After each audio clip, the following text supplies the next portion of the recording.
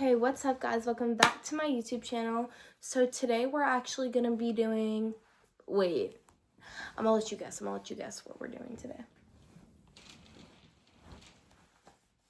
Okay, I'm going to assume that you have all guessed by now. We're doing another school project. Y'all know I love to do a podcast episode when the opportunity arises, so that's what we're doing today. This is my Middle Ages Choice project, and I did it as a podcast episode on a major historical event, and the major historical event I chose was the Crusades. So thank you for coming to watch us today, and I'm going to go ahead and get started. So before I talk about the Crusades, I want to talk about something that was like in relation to the Crusades. So I'm going to start by talking about feudalism. Feudalism was the dominant social system in medieval Europe in which the nobles or lords held lands from the kings and queens in exchange for military service or loyalty to said kings and queens. And vassals, which were the tenants of the nobles, vassals like held the land, while the peasants or serfs were forced to live on their lord's land and give him labor and a share of the produce in exchange for military protection. So that was like dictionary definition of feudalism. That's why I read it straight from it. I just wanted to get it perfect on spot so everyone could clearly understand what feudalism was. So the reason I mention this in relation to the Crusades is because the land and the freedom that the Crusades promised became a big motive for nobles and serfs and vassals to go on these crusades, because the serfs wanted freedom from their land, the nobles wanted more land and more power, and the vassals probably wanted more land, more power, and freedom, all of that combined.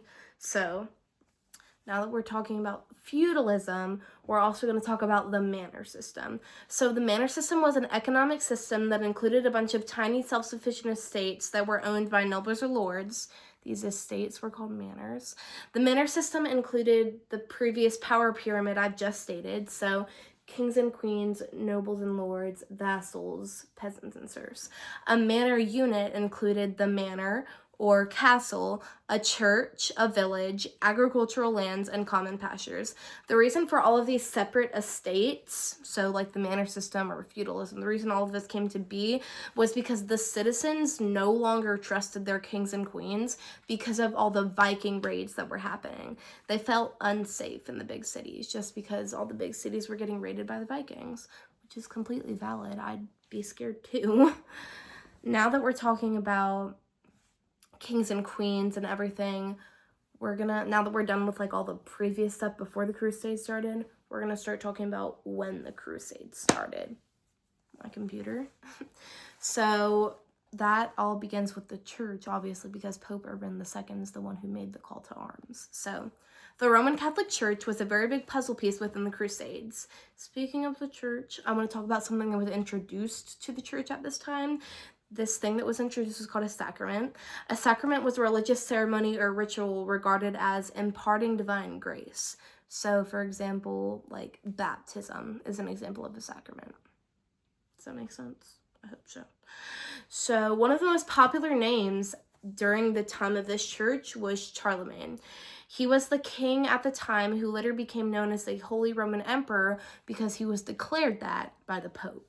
Speaking of the Pope was also very influential at this time because he was the face of the church. More on this later. So now I'm going to talk about knights. I want to jump to the topic of knights and chivalry because I think it's important to know who was protecting us from the Vikings. That's why we were scared, who helped us during the Crusades. Us, as in the people who helped the people during the Crusades. So firstly, these knights were armored warriors who protected. They followed something called the chivalry code, which emphasized bravery, loyalty, honor, and protecting the weak, and it was a system of ethical and behavioral norms for knights. Now that we've talked about who protected us, I want to talk about the big wazoo, the Crusades. So firstly, I want to tie all of this together by talking about how the Crusades started and ended. The Crusades began when Pope Urban II made a call to arms telling everyone that they all needed to help and to go take back Jerusalem from the Muslims. Also, mind you, at the time, Pope Urban II was competing with another pope, who I've forgotten the name of, for legitimacy. Because without a pope's legitimacy, nobody could trust the pope, right? So he was trying to prove himself. He was like, and if everyone comes with me and we all take back Jerusalem together, they'll be like, he's the real deal, let's pick him. So I think that was probably Pope Urban's motive for this. But he was like, yeah, we all need to go to Jerusalem and take it back from the Muslims. Going back to the beginning of this whole thing, like I said, there were like so many different motives to follow the Pope and go on the Crusades. There was the religious motive. There was like, oh, like if I follow the Pope and I go and I take back this holy land, like immediately into heaven. So that's what some people were thinking. Other people were thinking like serfs and nobles and stuff. The nobles were like, holy land, money, power, rule, right? And then all of the serfs were like, land, money, freedom. I can finally leave this land that I've been tied to for all my life. Because mind you, these serfs had to ask their lords for permission for everything. Like it was like, can I get married? Can I leave? Can I take a bathroom break? Like stuff like that. And it was like, oh, imagine living that life. Like I would go too. I would be like, yes, I want this freedom and I thank you for that opportunity. So yeah, all of those motives. Now, unfortunately, the Crusades were only effective for a very short amount of time. I'm actually pretty sure it was only like the first Crusade that was effective. I'll have to go fact check that. Let me fact check that real quick. Fact checking in real time.